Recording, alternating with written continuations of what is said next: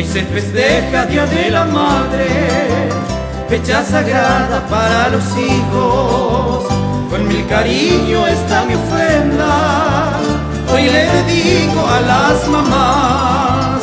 Cariño dulce, amor sincero, toda la vida ella nos da.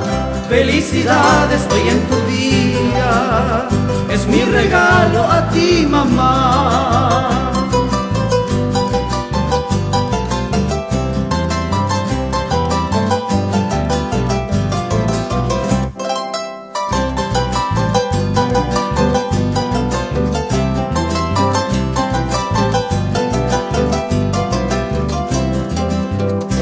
Idolatrada madre querida, nada ni nadie podrá igualarte.